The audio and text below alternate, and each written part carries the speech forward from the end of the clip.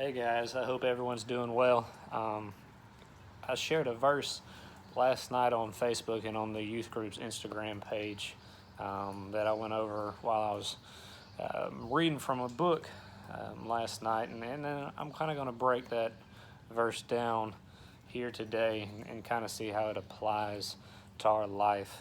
This verse, I think, is very applicable to what we go through. And it shows you too how Scripture is still so relevant today. I think a lot of people, or there's a lot of people out there that look at Scripture and think, man, this is outdated, this is old, how does this apply?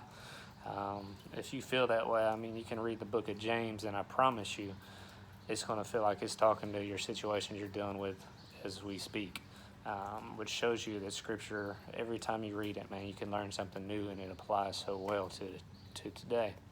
So we're going to look at Isaiah 43, verse 2. Like I said, I posted this last night, this verse, so some of y'all have probably seen it and read it. But it says, I will be with you when you pass through the waters and when you pass through the rivers. They will not overwhelm you. You will not be scorched when you walk through the fire, and the flame will not burn you. Looking at that, man, we can really apply that to life right now. Generally, when we look at water, we don't think of danger. I think some of my most relaxing times are if I'm sitting at the beach looking at the water, or if I'm on a boat riding on a lake or something. But there's a lot of dangers in water, whether it's rushing water, whether it's water that can pull you under when you're at the beach and you're not careful. Obviously people drown all the time. There's danger in water. So what we're looking at here, where God's saying, I'll be with you when you pass through the waters and through the rivers, they won't overwhelm you. The water here can be looked at as chaos. It can be looked at whatever chaos it is that we're facing currently in our life, whether it's students that are dealing with divorced parents, or students that are dealing with bad friendships, maybe bad relationships that they're in, or maybe it's adults dealing with their children that are kind of getting off the path that you tried to teach them and lead them on, or maybe in your family life there's children that you have that are in rehab, or parents that you have that are in rehab. There's tons of chaos in our life. There's chaos that we face every single day. God makes it clear that He's going to be with us. He makes it clear that it's not going to overwhelm us. But we have to have faith in God. We have to trust God through it. There's a lot of times where we feel like these trials and these sicknesses and all this chaos that's going on, maybe this river that feels like it's about to pull us under and drown us, we feel like our feet can't touch the bottom. It's kind of like we feel like we can't get a grip. We're not safe. We're struggling. We have to step out in faith. You see in Scripture where Peter saw Jesus walking on water and said, Jesus, if that's you, let me walk on water. Well, Peter got out of the boat and started to walk on water, which is absolutely insanely awesome. But Peter took his eyes off Jesus, and what happened? Peter started to sink. Exactly what's going to happen to us when we take our eyes off Jesus. We'll start to sink. If we take our eyes off Jesus, these waters may start to hit us in the face. They may start to come up to our neck. We may start to feel like we're about to drown. You have to step out in faith. You have to understand that when you're walking with the Lord in tough times and trials and whatever it may be, that God's not going to allow you to sink all the way to the bottom. He's not going to allow you to drown. You have to step out in faith. And that's what we see here when God says, I'll be with you when you pass through those waters. Every single one of us is guaranteed to deal with something that's rough, something that's extremely hard.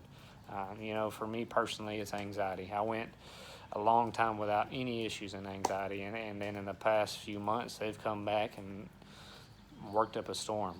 But I have to understand that God's with me through it. I have to understand that God's going to get me through it. We see, too, that it says when you walk through the fire and the flame, you will not be burned. Take that back to what we talked about last week with Shadrach, Meshach, and Abednego that were thrown into the furnace because they wouldn't worship anyone but the one true God. And you see there where there was someone else in the fire with them. possibly Jesus, an angel. They came out and they weren't burned. So when we walk through life, we have to have faith. We have to trust. We have to step out in faith. We have to understand that God is going to help us walk through whatever it may be that we're facing, whatever storm it may be. When you're walking in a pace where you're comfortable. When you're walking, you're not walking at a pace where you're worried or you're concerned. But then when you start running, when you start speeding up in life, that's when anxiety starts hitting. That's when maybe doubt starts hitting. That's when you're in a hurry. You're concerned about whatever it is you're facing. God says, look, I'll walk through this fire with you. Don't let the anxiety overcome you. We don't have to run through this. We don't have to rush through this. You don't have to feel like you're about to run out of your skin to get through it. God lets us know He's going to walk through the fire with us, and we won't be burned. Don't be burdened. Don't be anxious when you face these things. It says we don't have to fear and run as if we don't trust God.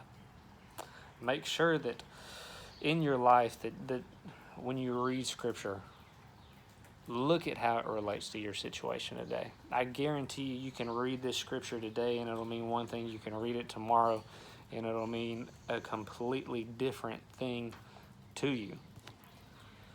Make sure that you're praying right now. Make sure that you're in communication with God. Make sure that you're reading His Word. Because the more you do so, the more you're going to feel exactly what this says. The more you're going to feel like God is with you when you're walking through deep waters. The more you're going to feel like God is with you when you're walking through the storm. I promise you, when you take your eyes off Jesus, just like Peter did when Peter was getting to do literally the coolest thing and walk on water, and Peter started to sink, when you take your eyes off Jesus in whatever storm it may be, when it's students whose parents are going through a divorce, I promise you it's going to get miserable. You're going to start to sink. Whether it's parents that's children have gone astray and you take your eyes off Jesus, I promise you it's going to get miserable. It's going to feel worse. I'm not saying that it's going to feel like the easiest thing in the world when your eyes are on Jesus. You're still at times going to feel like, man, I'm struggling and I'm suffering at the moment. God's with you. Step out in faith. Have faith that God is keeping you safe and keeping you from something so much worse. I guarantee you there's times that we don't even realize we're walking through storms, that God has already split those waters for us, that God has already protected us from something that we don't even know about. So I want to encourage y'all to look for God when you're struggling. Look for God when you feel like you're in the midst of chaos and in the midst of a storm. Y'all, I hope that y'all get something from this. Y'all continue to stay safe and continue to get healthy. Thank y'all.